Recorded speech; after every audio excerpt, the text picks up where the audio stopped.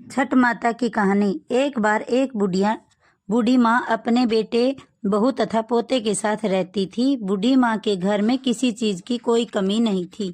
वह छठ माता की परम भक्त थी तथा हर साल छठ पूजा का व्रत हर साल बड़ी श्रद्धा और भक्ति के साथ किया करती थी। बूढ़ी माँ की बहू आधुनिक सोच वाली औरत थी। उसे पूजा पाठ में कोई विश्वास नहीं था। जब कार्तिक माह की शुक्ल पक्ष की चतुर्थी आई तब बूढ़ी माँ बहुत खुश हुई, क्योंकि आज से छठ का 4 दिवसीय पावन पर्व शुरू हो रहा था। बूढ़ी माँ घर के साफ सफाई में लग गई।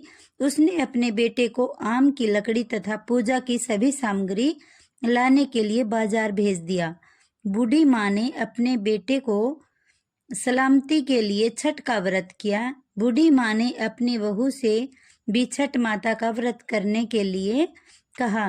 तब वह बहू कहने लगी, यह सब बेकार की बातें हैं, मुझे इन सब में कोई विश्वास नहीं है, इससे क्या होगा। तब बूढ़ी माँ अपने बहू को छठ माता की महिमा बताते हुए एक पौराणिक कथा सुनाती है। बूढ़ी माँ बोली, बेटा बहू, बहुत समय पहले की बात है। प्रियव्रत नाम का एक प्रसिद्ध राजा थे। उनके पिता का नाम स्वयंभू मनु। प्रियव्रत बहुत सदाचारी और धार्मिक प्रवृत्ति के मनुष्य थे। विवाह के कई वर्षों बाद भी उन्हें कोई संतान नहीं हुई।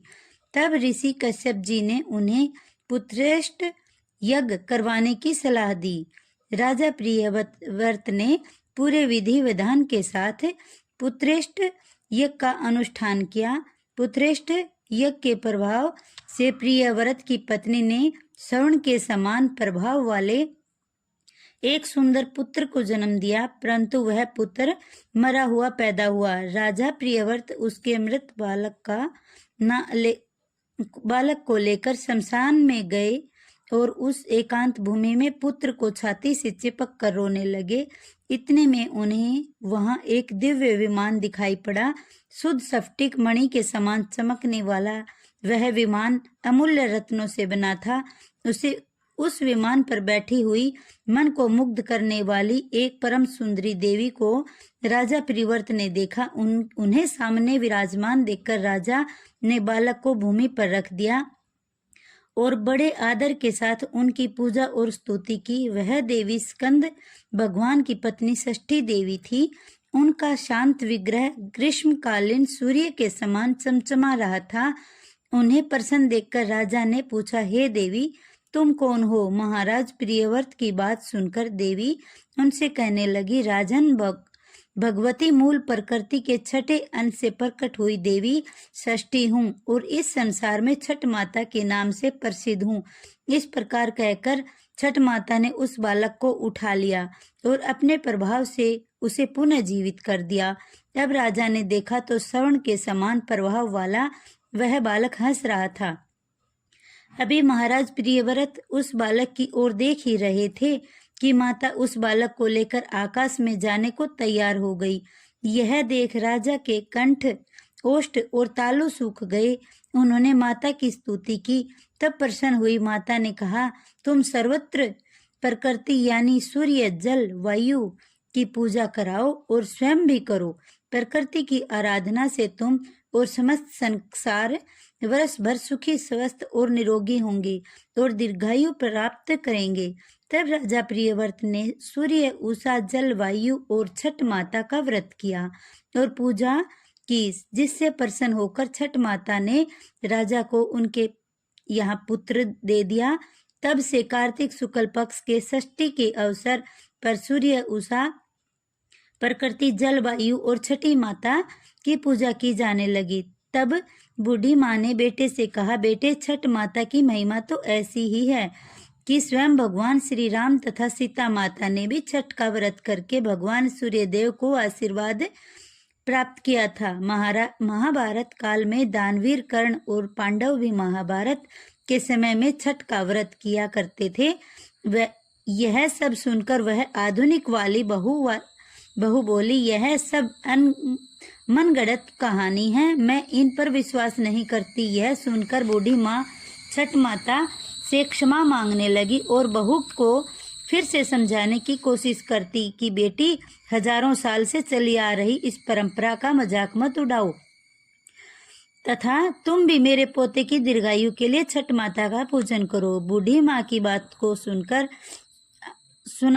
अनसुना करके वहां से चली गई। बूढ़ी माँ ने बड़ी श्रद्धा के साथ नहाए खाए का दिन किया। बहू ने पूरा घर के बाहर मौज मस्ती में बिता दिया। अगले दिन छठ पर्व का दूसरा दिन यानी कार्तिक माह की शुक्ल पक्ष की पंचमी आई, जिससे खन्ना या लोहंडा के नाम से जाना जाता है। संध्या काल में जब बूढ़ी माँ ने खीर रोटी का प्रसाद किया तो फिर से बहू ने कहा, माँ, इतना कठिन निर्जला व्रत का कोई फायदा नहीं, तुम केवल अपने शरीर को कष्ट दे रही हो। यह सुनकर बूढ़ी माँ ने बहू को फिर से छठ माता की महिमा समझाने की कोशिश की, परंतु बहू ने उन सब बातों को अनसुना कर दिया, अपने कमरे में जाकर सो गई। वैसे तो बूढ़ी माँ कई साल से अपनी बहू को छठ माता की महिमा बताने की कोशिश कर रही थी और हर साल उन्हें बहू इसी प्रकार से सुना अनसुना कर देती थी, परंतु इस बार न जाने क्यों बूढ़ी माँ का दिल बहुत घबरा रहा था और वह बार बार छठ माता से प्रार्थना कर रही थी, माँ, इस बच्ची को क्षमा करना, यह अभी बच्ची है और आपकी महिमा नहीं जानती। माँ, इस क्षमा करना। अगले दिन कार्तिक माह की छठ थी। सब लोग पूजा की तैयारी में जुटे थे, परंतु बहू ने अपने कमरे में सो रही थी। वह बहुत देर से उठी और पास पड़े अपने बेटे को उठाना चाहा, तब बेटे ने जवाब नहीं दिया। यह देखकर बहू घबरा गई और भागी भागी अपने पति और सास के पास गई और उन्हें यह सब बताया। बहू की बात सुनकर बूढ़ी माँ और उनके बेटा कमरे में दौड़े दौड़े आ गए और उन्होंने बच्चों को जगाने की कोशिश की, परंतु वह नहीं जगा।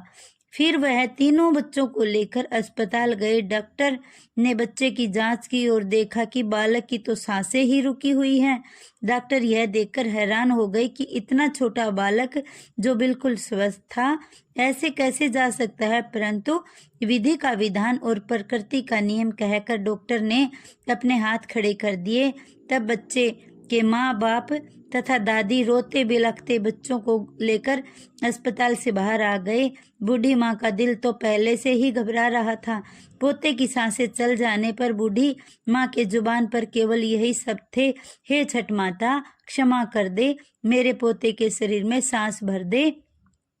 तुम तो पुत्र देने वाली हो, उनका पालन और उनका कल्याण करने वाली हो, तुम समय से पूर्व उनके प्राण कैसे ले सकती हो? यदि हमसे कोई भूल हुई है तो क्षमा कर दे माँ।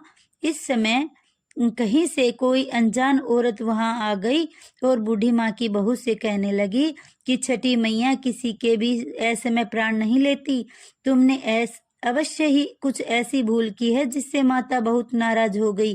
आज छठ का पावन पर्व है, पूरी श्रद्धा से छठ माता को याद करो और विधि पूर्वक व्रत करने का संकल्प करो, तुम्हारा पुत्र अवश्य ही उठेगा। शोक में डूबी हुई माँ के लिए यह शब्द उम्मीद की किरण लेकर आई और न जाने कहां से बहू के अंदर एकदम से श्रद्धा का संचार कर गए। तब बहू ने आंखें बंद करके छठ माता को याद किया और विधि पूर्वक छठ का व्रत करने का संकल्प लिया। जैसे ही बहू ने आंखें खोली तो उसने देखा कि उसका बच्चा आंखें खोल कर हंस रहा है। यह करिश्मा देख सब परिवार वाले और डॉक्टर आश्चर्यचकित हो गए। बच्चों को जीवित देखकर जैसे ही उस अनजान औरत को धन्यवाद करने के लिए सिर को घुमाया तो देखा कि वहां कोई नहीं।